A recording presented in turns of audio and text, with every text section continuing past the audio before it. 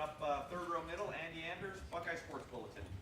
Yes, just first your evaluation of Lathan Ransom and how he played when he got in the game. Andy, it didn't surprise me. Lathan's had a great fall camp. He practices well. He loves what he does. He prepares well. So what you saw on Saturday did not surprise me. Coach Knowles always talks about his trigger. Can you elaborate more on that and how you kind of coached that up over the course of the game? I mean, he just is a football player that's very instinctive. I mean, so when he goes, he goes. And obviously he has a great impact when he makes plays on the ball and stuff like that. Fourth row middle, Pat Murphy, 24/7 Sports. Following up with Lathan, obviously Josh starts the game. There's the play that everyone sees, but how much was Lathan in the game plan ahead of time? How much did that have to do with how Notre Dame played? I mean, the two of them seem to kind of step in for each other, so how much was that part of your plan beforehand? Pat, for Lathan and Proctor, I'll go into the game plan more so how did they prepare during the week. Proctor's a phenomenal player, great young man, got a huge role on this football team. And I love him, I trust him. Lathan, I feel the same way about. And so it wasn't planned accordingly like that, but what I wanted to do was just calm Josh down, and Lathan ended up playing, quite a bit because he got in rhythm. But by no means, both of them, we need both of them to do what we need to do this year. And when you have a guy like Josh specifically, misses almost all of last season, comes back, big game, how do you then, like you said, calm him down, but how do you then address that with him to get that message? Hey, you're still a big part of this. Right. You don't want to lose him mentally. No. Josh was great on the sideline. He was phenomenal. One of the things, we talk about brotherhood, being selfless. He was great. Met with Josh like I do every guy that I have in the game or didn't play, and just kind of got his thoughts. But he was great. He was in here this morning watching film. He was in yesterday watching film. So he's preparing like a pro, and that's what we talk about. So he was great, and that's what we talk about, that it's going to take all of us in order to do what we need to do as a football team and as a defense. Fifth row right, Jeremy Birmingham, Rivals. Hey, Perry, last week we asked, someone asked Jim about how if he'd take a moment to sort of absorb being a part of that game on Saturday night, and he said no, but now that the game's over and you guys can tell the truth, do you feel like there's a moment on Saturday when you kind of were just in awe of being in that setting and with your family there? Just what did it mean to you to have that opportunity? Well, first and foremost, we're at the Ohio State. So that in itself means something. And for myself to be able to be here, have the opportunity to go out with this football team, with these coaches, with Coach Dave being our leader, and just having an opportunity for my family to share that moment, the magnitude of that type of game, and us come out victorious for Buckeye Nation, priceless. Did it match up the expectation you had for the last 10 months of what that game would be like walking on the field of Ohio State?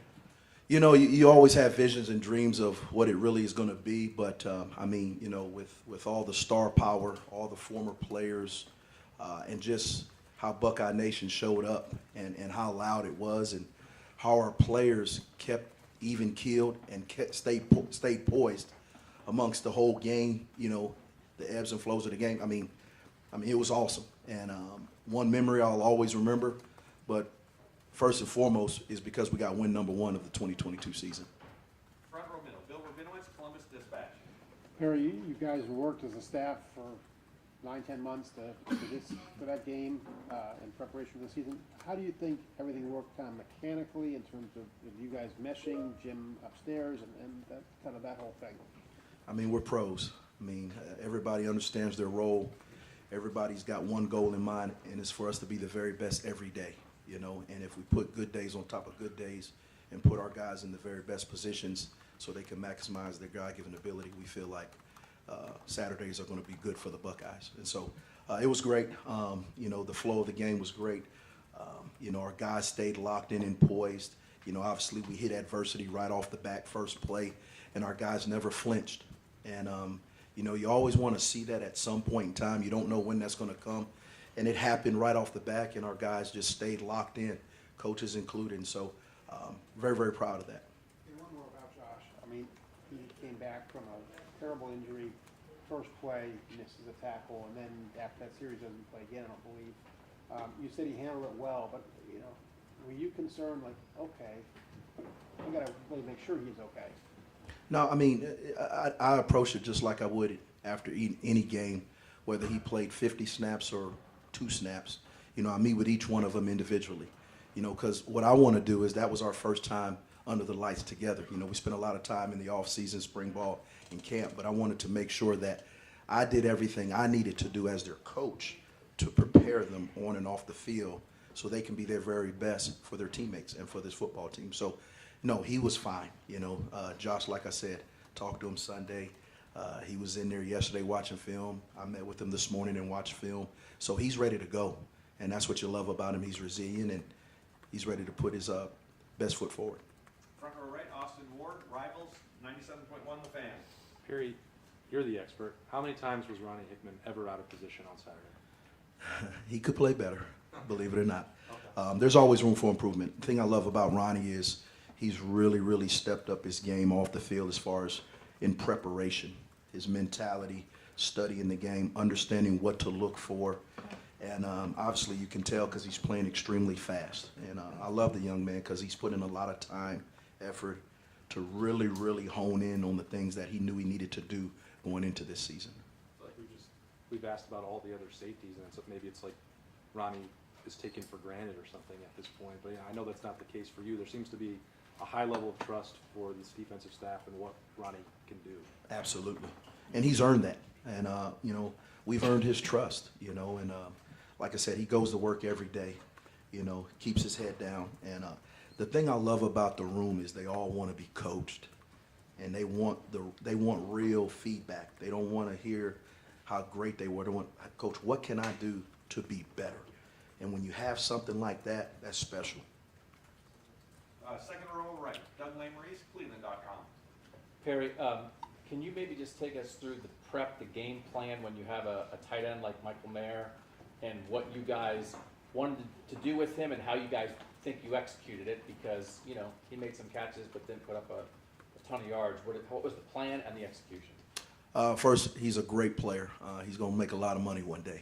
But we just studied his habits. We studied his tendencies. We knew exactly where he was going to be. You know, I told the guys, hey, if he makes a catch or two, just keep hitting him, keep being aware of where he's at, because it's a 4-quarter game. And the guys embraced it, you know, the competitive excellence, the wanting to compete against the very best, and you know, they relished that. And so, you know, he made a couple of catches, but I thought overall we bottled him up, and we did what we needed to do in order to come out with the victory. And Jim Knowles up in the box, what's his communication like? Is he nice and calm during the game? Is he Absolutely. fired up during the game? Everybody on the sidelines got ice water in their veins. Like I said, you know, you build that trust in the off season, in the summer, and during camp. So when we get to when the lights are on, nobody flinches. Everybody's even keeled, and we're able to make adjustments. We're able to get on the board and know exactly what we need to do if something did break down, and there was no panic. And the cool thing is to look young men in their eye, and they see that, hey, these guys got it. And now we just got to go out there and continue to execute. So there was no issues there. You're saying that when the players look at the coaches in game and say, these guys know what they're doing, listen to them, and this is going to work. Absolutely. How vital, does that always happen? How vital is that for players to be able to look at coaches and say, we know these coaches know what's up? You know, I think it's about your preparation during the week. When they see it on film and they practice it, and then when it gets under the lights and they're able to see it live and in color, that means something to young men, because they're saying, you know what we worked on, what we practiced, what the coaches told us that was what was coming, it actually happened. And when those things continually happen, the confidence of a young man, of a defense, of a team skyrockets, because now they know exactly, hey, we just need to come to work and prepare the right way, and success is inevitable. Right behind him, Cameron Teague, The Athletic. Perry, you you guys knew, obviously, coming into this game, you had talent, you had depth at the safety position. But when you see it in a game like that, and on the first game of the year, you see Lathan coming for Josh and Ronnie everywhere, what's that like to see it for the first time and see that depth really come forth? I was more proud because we were tough. We were physical. They felt us, you know, and that's something that we talked about in the offseason, all summer and all camp, that, you know, yeah, we're talented, but that only gets you so far. We need to be physical. We need to be tough, not only physically but mentally. We need to understand when adverse situations hit, you know, stay locked in and keep grinding. And so I'm more proud about that we really, really stepped up to the challenge of being able to respond when adverse situations hit, and also being able to be physical and tough and make sure that they felt us at the end of the game. Well, you kind of off that, after that first play, after that first big play, when Josh was that tackle, do you talk to the guys in the secondary about, did you have to talk to them about kind of coming back from adversity, or is that something that they were able to handle by themselves? No, we handled it together. We as coaches are in it with them. It's not coaches and players, it's us. And they felt that. They saw that. And they really don't get it until they're actually under the lights with you, when it really matters. And all you've been telling them, it came to fruition because they actually got to see it. So being able to do that now, it just brings us that much closer. Third row left, Bill Landis, The Athletic.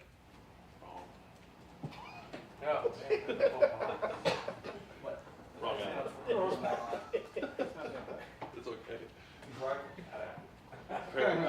We're ready to end this right now.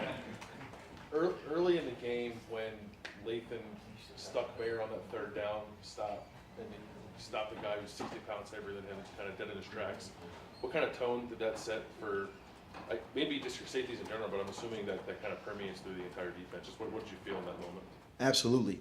You know, first and foremost, it was a money down. So they had already had a tendency. That's who they wanted to get the ball to. You know, so we knew that going into the game. And so for Lathan to do that, it's just more than anything. We talk about being BIA. You know, so every day you wake up, every day we come in this building or outside this building, every time we take the field, there's a representation of all the great DBs that have come through here. So when we say best in America, that's a walk of life. That's who we are, that's what we believe, and that's how we have to be each and every day. And so, like I said, it doesn't surprise me because of all the hard work, the preparation that Lathan and his teammates have put in each and every day that nobody sees. You know, and so we talk about it all the time, unseen hours, unrequired work. That's real. We live that. It's not something that we just say, but we actually live it every day. How does a guy like Lathan, like, physically do that when he's just, you know, he's not the same stature as Michael Mayer? He's given up quite a bit there, but, you know, they tried it and one guy went backwards and it wasn't Lathan. Like, how does he do that? Coach Mick, weight room, desire, heart, you know, and we only going to play one way. We will be physical, we will be tough. We talked about it, and we want to put it on display. I don't know what you heard, but that's Bill Landis from Rivals. Third row middle, Jack Emerson, Buckeye Sports Bulletin. Hey Barry, when you have a guy like Tanner who has so much experience in the system, you know, in a big game like that, when the crowd's wild, how how important is it to have a guy like that to maybe calm guys down, to maybe be an extra coach on the field in a game like that? You know, I think it was more just, you know, the build up to the game. You're always concerned about that as a coach, just because of the build up. I mean, it's a big time game, top five, you know, 2 top 5 teams going at it on primetime TV with all the star power around. I mean, you could get caught up in that. So Tanner's done an excellent job since he stepped foot on campus. You know, he's a very, very mature young man, very smart, and he's embraced our culture from day one. So to have him on the football field is awesome. He does a great job in practice. He does a great job in meetings. Fourth row right, Tony Girdman, Buckeye Huddle. Harry, when we look at the schedule, we see, oh, you guys might have to play a third linebacker against this team, a third linebacker against this team. You guys didn't do that at all. I was going to ask how proud you were of your guys, but we already know that answer.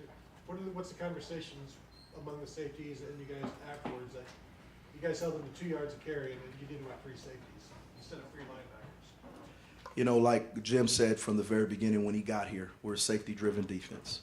So there's a premium and an expectation on each and every safety just like each and every defensive player. We all have our roles, and we talk about being champions in our roles all the time. And so they knew what the challenge was when they got in the big personnel people, and they were willing to step up to the challenge, which I didn't expect anything different from them. But to actually then see it, like how much better do you feel about the next time you'll see it, or the next big game that's going to be faced up? I'm focused on the Red Wolves right now, but we'll be ready. Second row left, we just have time for a couple more folks. Second row left, Stephen Means, Cleveland.com. But we've heard Knowles' stance on rotating versus just playing the starters.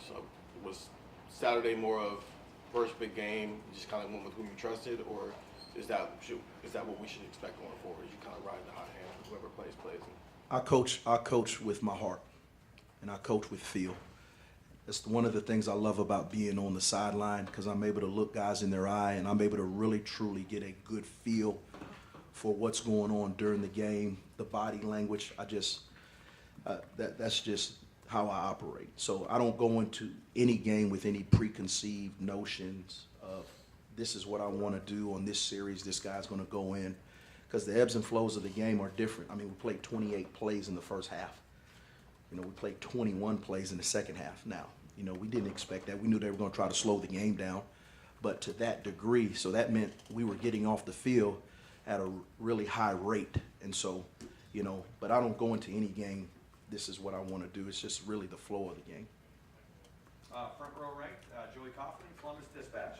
Perry, just to follow up on Tanner, people have talked about him and his knowledge of the scheme being helpful, but as a player in manning that slot corner, what did you see from him Saturday? How would you just evaluate him as kind of like the role he has in that slot? He did what was expected of him. He didn't get a ton of action at him. There was a couple of plays that he knows he's got to play better, whether it be a technique or a fundamental issue, but overall, he played well enough for us to do what we needed to do to win. And right next door, we'll wrap it up with Tim May, Letterman Row. Thank you. Did that match at all, that atmosphere match at all, that first game in Lumberjack Stadium? Negative. Okay. I was going to say, Nacogdoches said this. No, come a long ways. Yeah. Come a long ways. When did you know in spring or even preseason camp that Lathan Ransom, what was that moment? I would think there's got to be a practice or maybe a series of practices where you could count on him. You understand what I'm saying? That he was back. From a compound fractured leg or whatever he suffered in the Rose Bowl. When was that moment? Well, obviously, Lathan didn't have any spring ball, and I knew that moment in the summer. So there were times when I would come into the indoor, and Lathan would be out here in the indoor by himself, working out, nobody around, doing drills, and I would just watch, from afar, and I was impressed, because he didn't have to do that. So that let me know right there he had a desire. He was intrinsically motivated. And then once we got to camp, each and every day he just worked. He's a great young man, just like the rest of his teammates are, and he just works, and very, very coachable. He puts in the time and effort. I think one of the biggest things for Lathan and his brothers in that room is they're loving learning about ball. They're loving it. And it's something cool to know that young men, each and every day they come into that meeting room, they're learning ball and they're able to play fast. And so it doesn't surprise me what he did on Saturday, because I've been seeing it in camp. But more importantly, it started when he was able to finally run. He was able to finally jog. And those things pay off. From a safety coach's perspective, looking at the Red Wolves that you pointed out, what stands out about their offense? Obviously, they've juiced it up. They got a running back that used to be here a long time ago, was dismissed from here, but Seams is in there, and then Blackman started, a couple of seasons for Florida State and stuff. What do you see when you look at them? They're a good football team. They really are. They're a tempo offense. They go as the quarterback goes. He's a big target back there. He stands tall in the pocket. They got really good skill around him, several transfers, and so we got our work cut out, but, that's why you play the game and that's why you compete. Thank you, man. Great. Coach, thank you very much. Thank you very much.